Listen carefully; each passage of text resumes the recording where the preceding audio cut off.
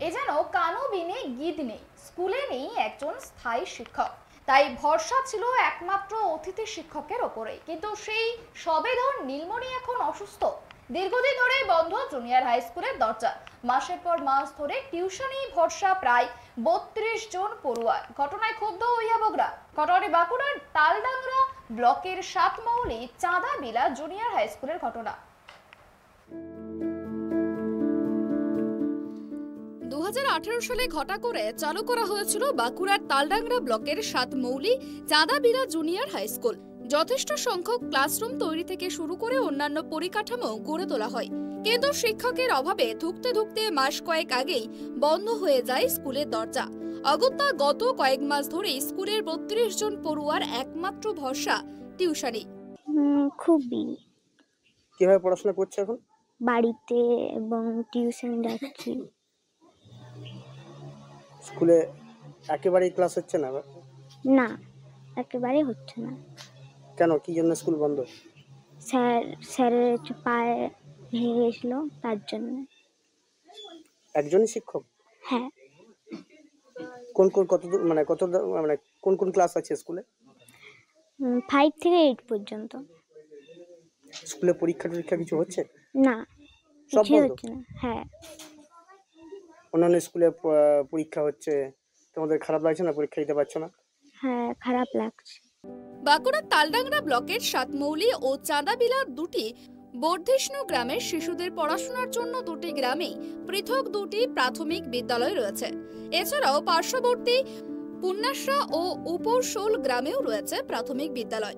কিন্তু 2018 সালের আগে পর্যন্ত পঞ্চম শ্রেণী বা তার উঁচু ক্লাসরুমে পাঠ নিতে ওই 4 গ্রামের পড়ুয়াদের ছুটতে হতো 4 কিলোমিটার দূরের সাবরাকোন হাই স্কুলে।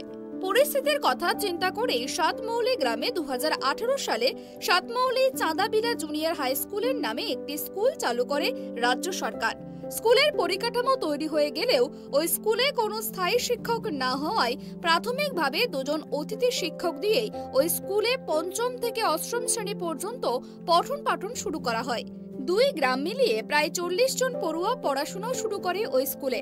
পরবর্তীতে 2 অতিথি শিক্ষক অবসর নেওয়ায় আরও একজন অতিথি শিক্ষক নিয়োগ করে স্কুল শিক্ষা দপ্তর। ওই অতিথি শিক্ষকের কাঁধেই এতদিন 4টি ক্লাসের পঠন পাঠন থেকে শুরু করে মিড ডে মিল দেখাশোনার দায়িত্ব ছিল। গ্রামবাসীদের দাবি, স্কুলের পঞ্চম থেকে অষ্টম শ্রেণী পর্যন্ত থাকা 32 জন পড়ুয়ার কাছে এখন ভরসা একমাত্র প্রাইভেট টিউশনি। গ্রামবাসীদের দাবি, অবিলম্বে স্কুলে স্থায়ী শিক্ষক নিয়োগ করে ফের পঠন পাঠন স্বাভাবিকভাবে চালু না করলে ওই পড়ুয়াদের পঠন পাঠন বন্ধ হয়ে যাবে। স্কুলটা যে মাস্টাররা বলছিল যে অ্যাক্সিডেন্ট হয়েছে, দিয়ে ওই জন্য বন্ধ হয়ে গেছে। তার আগে থাকতে বন্ধ, দিয়ে বলছিল খুলবো, দিয়ে খোলা হয় না।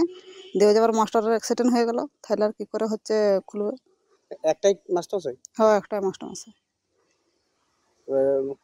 তাও কতদিন ধরে বন্ধ আছে? হয়ে গেল মনে হয়। আরো বেশি হোক তো কম হয়। কত? 6-7 মাস 8 মাস হয়ে যাবে। আচ্ছা, তাহলে এখন যারা স্কুলের ছাত্রছাত্রী ছিল তারা কি করছে এখন? তারা কি করবে? পড়াশোনা বন্ধ হয়ে গেছে। যেটুকু প্রাইভেটে পড়ছে সেইটুকুই।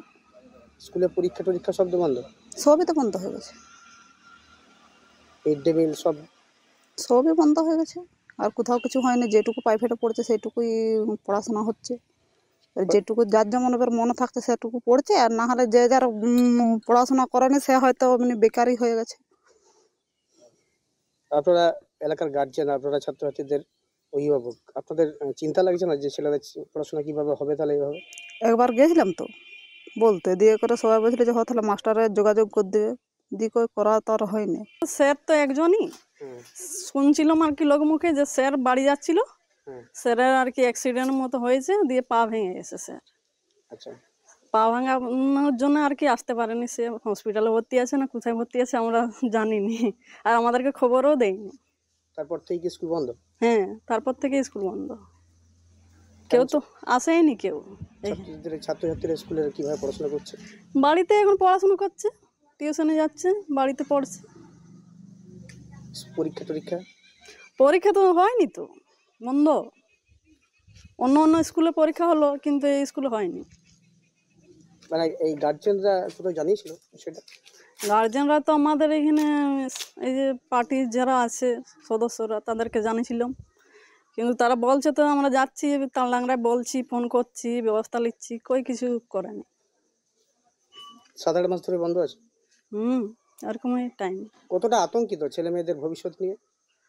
অন্য স্কুলে ভর্তি করতে হবে, এটা যদি না এরকম ব্যবস্থা কিছু নেই, অন্য স্কুলে যেতে হবে ভর্তি করতে। সেখানে তো অনেক দূরে যেতে হবে। হ্যাঁ হ্যাঁ, দূর, ছোট ছোট বাচ্চা তো, ছেলে মেয়েরা ছোট ছোট তো, কিভাবে যাবে? সেই জন্যই তো এখানে ভর্তি করা, যাতে স্কুলটা আর কিছু আরম্ভ হয়, চালু হয়। স্থানীয় গ্রামবাসীদের দাবি, মাস 6 আগে ওই অতিথি শিক্ষক পথ দুর্ঘটনায় আহত হলে তিনি স্কুলে যাতায়াত বন্ধ করেন, আর তার ফলে বন্ধ হয়ে যায় স্কুলের দরজা। অন্যদিকে স্কুল শিক্ষা দপ্তর অবশ্য শিক্ষকের অভাবে 6 মাস ধরে স্কুল বন্ধ থাকার কথা মানতে চাননি।